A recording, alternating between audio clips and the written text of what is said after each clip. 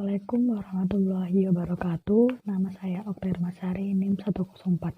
Di sini, saya perwakilan dari kelompok 8 akan mempresentasikan hasil kerja kami yang berjudul Bentuk Gejala Jiwa Manusia dan Aplikasikannya dalam Pendidikan. Pengertian gejala jiwa manusia adalah psikologi adalah ilmu yang mempelajari tentang jiwa atau mental. Psikologi tidak mempelajari jiwa atau mental itu secara langsung karena sifatnya abstrak. Tetapi, psikologi membatasi pada ekspresi dari jiwa atau mental tersebut, yakni berupa tingkah laku dan proses atau kegiatannya. Sehingga, psikologi dapat didefinisikan sebagai ilmu pengetahuan yang mempelajari tingkah laku dan proses mental. Ada beberapa definisi dari para ahli psikologi. Yang pertama, psikologi menyelidiki berbagai panca indera, pengalaman, perasaan, pikiran, dan kehendak. Dari W. Wundt 1892. Yang kedua, psikologi mempelajari semua kesadaran, baik normal maupun abnormal, dari James Angel 1910. Yang ketiga, psikologi adalah ilmu mental termasuk fenomena yang sering kita sebut sebagai perasaan, keinginan, kognisi, pikiran, keputusan, dari William James 1980. Yang keempat, psikologi adalah ilmu yang mempelajari tentang hakikat manusia, dari Edwin G. Boring dan Herbert S. Langfeld. Yang kelima, psikologi adalah ilmu yang mempelajari respon yang diberikan oleh makhluk hidup terhadap lingkungannya, dari Gardner Murphy. Yang terakhir, psikologi merupakan analisis ilmiah mengenai proses mental dan struktur daya ingat untuk memahami perilaku manusia, dari Richard Mayer 1981. Kemudian macam-macam gejala jiwa emosi, termasuk gejala jiwa yang dimiliki oleh semua orang dan tingkatannya tidak sama. Jenis-jenis emosi adalah sebagai berikut. Perasaan-perasaan jasmani. Jenis perasaan ini sering pula disebut perasaan tingkat rendah yang terbagi sebagai berikut. Perasaan sensoris, perasaan yang berhubungan dengan stimulus terdapatnya indera.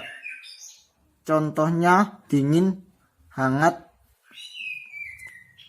pahit, asam, dan sebagainya. Perasaan vital ialah perasaan yang berhubungan dengan kondisi jasmani pada umumnya. Contohnya lelah, lesu, lemah, segar, sehat, dan sebagainya.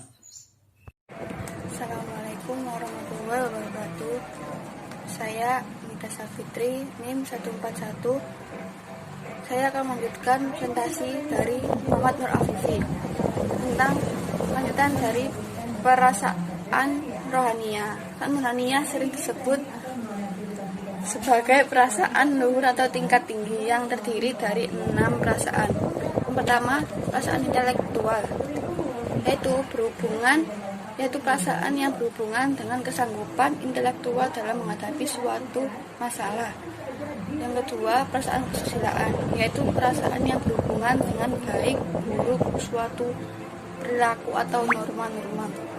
Yang ketiga, perasaan estetis atau keindahan, yaitu perasaan yang berhubungan dengan penghayatan dan apresiasi tentang sesuatu yang indah dan tidak indah.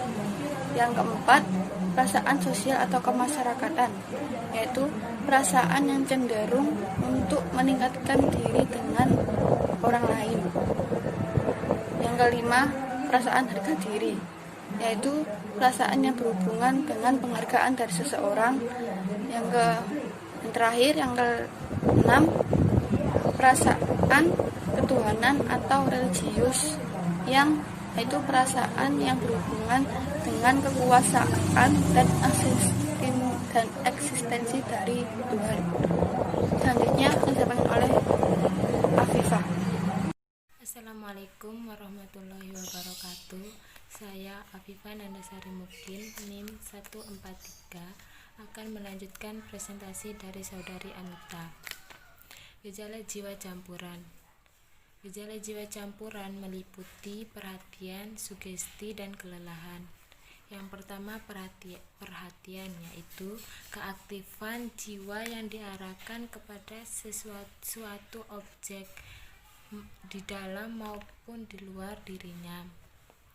Yang kedua sugesti, yaitu pengaruh atas jiwa atau perbuatan seseorang sehingga perasaan dan pikirannya terpengaruhi.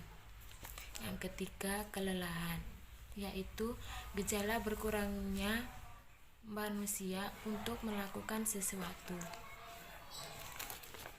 Pengaruh macam-macam gejala jiwa manusia terhadap pembelajaran. Gejala jiwa emosi. Emosi dapat diartikan sebagai tergugahnya perasaan yang disertai dengan perubahan-perubahan dalam tubuhnya. Misalnya, otot menegang dan berdebar. Pengaruh gejala jiwa manusia. Yang pertama, emosi berperan dalam membantu mempercepat dan memperlambat pembelajaran.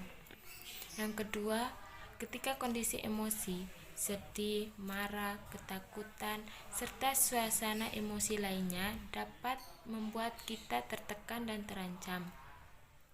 Ketika kita belajar dalam kondisi demikian, maka kemampuan belajar menjadi kurang maksimal karena hambatan emosi. Gejala jiwa campuran. Pengaruh gejala jiwa campuran yang pertama akan menyebabkan bertambahnya aktivitas daya konsentrasi dan fokus terhadap pelajaran. Yang kedua, mempengaruhi intensitas perhatian. Mempengaruhi intensitas perhatian mencakupi faktor eksternal dan internal. Dalam faktor eksternal meliputi benda yang berhubungan dengan kebutuhan dasar individu serta stimulus.